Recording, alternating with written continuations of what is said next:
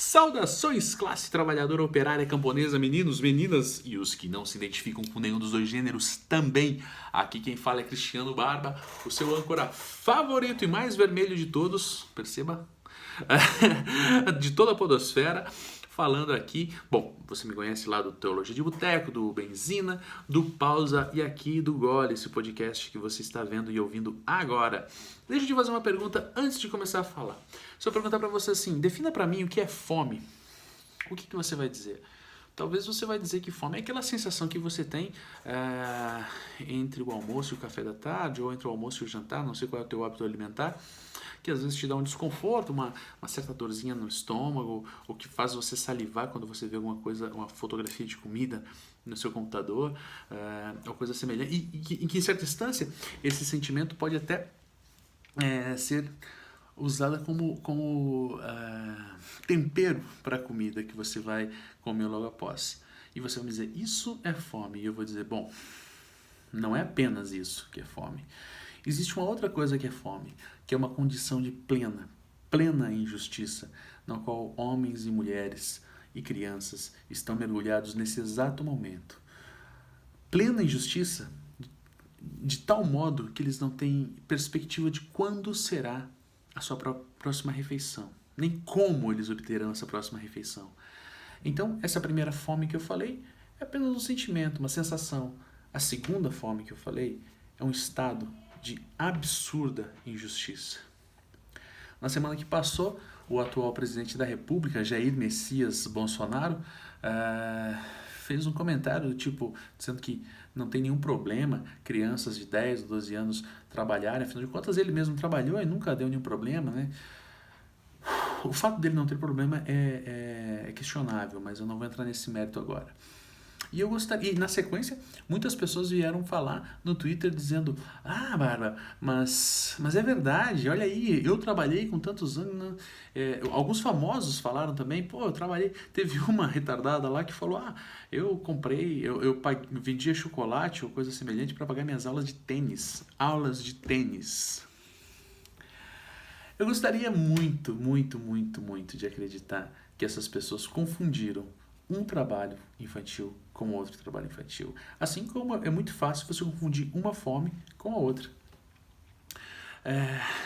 Só que, infelizmente, pelo discurso dessas pessoas, pela maneira como essas pessoas se comportam e tudo mais, pela maneira como essas pessoas agem para além da política, eu tendo a acreditar que não, que eles não estavam confundindo.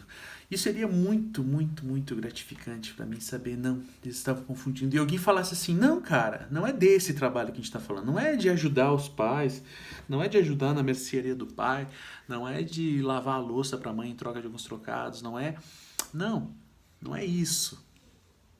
A gente está falando de um outro trabalho. Um trabalho em que crianças estão mergulhadas novamente numa condição de ampla e absoluta injustiça, fazendo com que elas tenham que negociar o seu tempo de escola e trabalhar. Fazendo com que elas tenham que abrir mão da escola, tenham que abrir mão da educação para se dedicar ao sustento das suas famílias. Porque caso elas não trabalhem, as suas famílias vão ficar ou sem comida, ou sem casa, ou seja lá o que for. Infelizmente, essas pessoas que se manifestaram positivamente quanto ao comentário do presidente, eu tenho certeza quase que absoluta que não confundiram. Que elas realmente acham que crianças em condição de plena injustiça têm mais a que trabalhar. Pobre não tem que ir para a escola, pobre não tem que estudar. Bom, há pouco tempo atrás você viu o lance do Enem digital e que o Ministério da Educação não vai ceder o material para essas pessoas, para esses jovens fazerem o Enem e tudo mais. Então, o que me parece, e sem contar nos inúmeros ataques à educação pública, em especial às universidades públicas,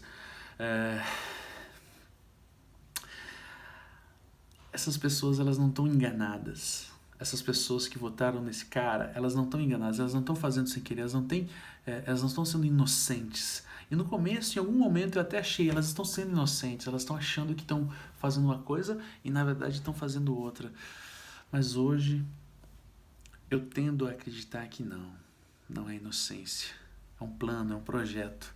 É um projeto de tirar as crianças pobres da escola, colocá-las no mercado de trabalho, aumentar ainda mais o exército de reserva do capitalismo, para que o teu salário, trabalhador, possa ser ainda menor do que ele é hoje. E esse cara que vocês colocaram como presidente da República está fazendo o jogo desses grupos que querem isso. E o cara fazer isso não é exatamente o maior dos problemas. O que me assusta é ver pessoas que até algum tempo atrás poderiam estar nessa condição, na condição de crianças que precisavam trabalhar apoiando esse cara. Isso é assustador. Assustador demais.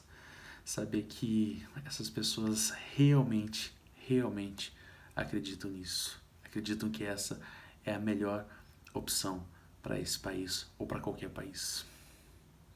Eu fico assustado. O meu nome é Cristiano Machado e você encontra mais material como esse lá em teologiadeboteco.com.br. Se você quiser dar uma força com grana, entra em apoia.se/teologiadeboteco.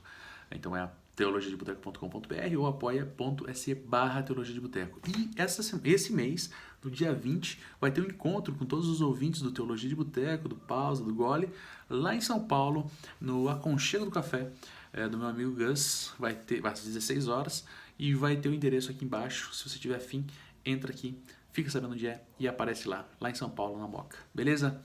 É isso. Ainda tô assustado com tudo isso.